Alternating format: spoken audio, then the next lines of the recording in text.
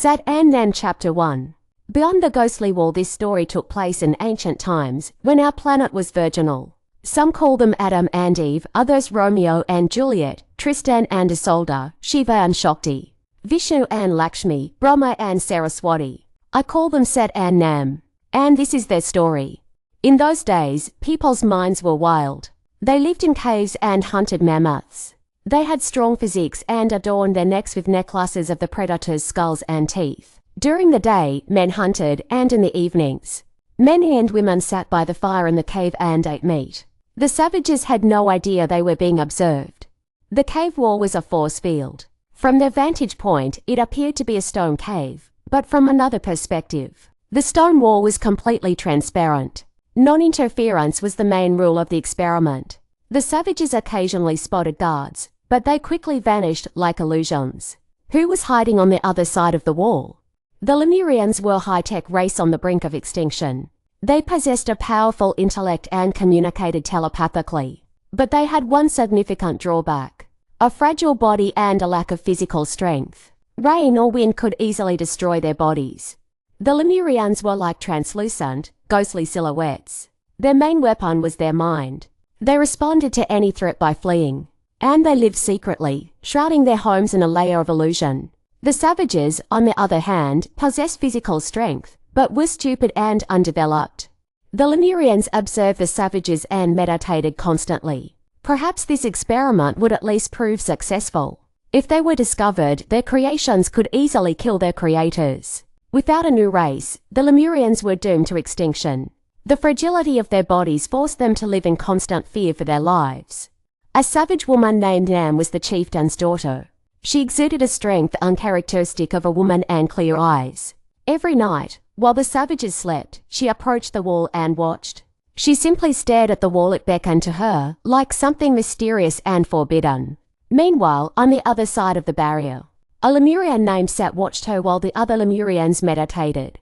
He approached the barrier and watched her secretly, but she didn't see him. Looking at the savages while they were meditating was forbidden.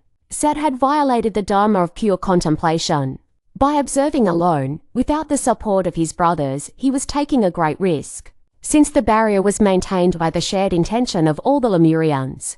If even one of them broke their meditation and remained awake, the barrier thinned, and they could easily be discovered. Chapter 2. Touching the illusion, Nam woke up in the middle of the night and, as usual, approached the wall. Meat and fresh fruit lay in the corner. In the morning, the savages were perplexed as to where these gifts had come from. They set up a night vigil, but no one appeared that night. This went on for several months. Eventually, the savages concluded that this food was gifts from the gods. And for food to reappear, everyone must sleep. There was no longer any need to hunt. The tribe slept every night again.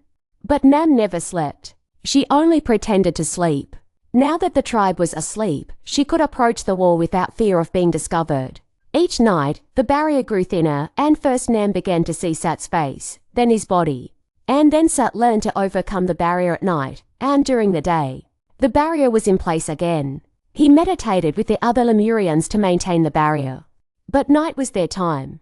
In the beginning, Sat and Nam were wary of each other. Sat carefully fed the girl from his hands. Nam felt warmth and comfort from him. This wasn't just sex, it was the beating of two hearts, the unity of two lonely souls. Chapter 3. Exposure and the Great Shame. This continued every night. One day, the Lemurian elder detected a noise in Sat's mind. The elder opened his eyes, and with him, all the other Lemurians opened their eyes. While the savages woke up in the middle of the night, the barrier disappeared. The Lemurians and the savages saw each other. Both froze in silence, either from shock or because the Lemurian Sat and the savage Nam were having sex. In the middle of the cave, the savage leader was the first to break the silence. He grabbed the spear and screamed. The other savages joined him. In a split second, the Lemurians grabbed Sat by the arms and disappeared behind the barrier. The experiment had failed.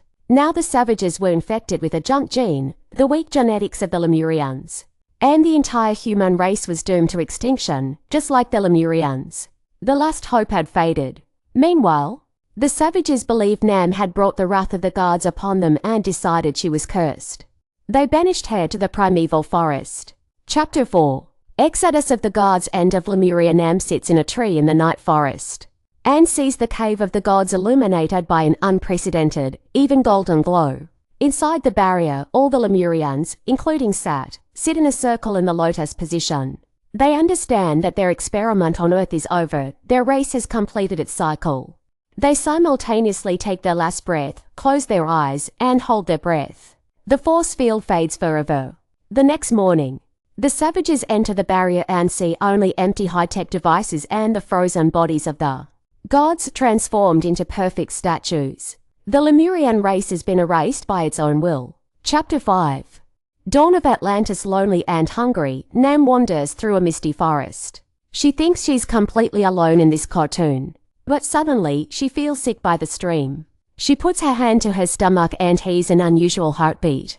Inside her it beats twice as fast as a human's and vibrates with the same mental silence that Sat possessed. She realizes she's carrying the fruit of the gods. After the allotted time, in a cave by the stream, she gives birth to a boy with golden skin and deep, all-seeing eyes. He doesn't cry at birth. He's born in meditation. This is the first Atlasa being who combines the earthly strength of a Kshatriya and the cosmic intelligence of a Brahmin. Little Atlas looks at the sky, and his gaze changes the pattern of the clouds.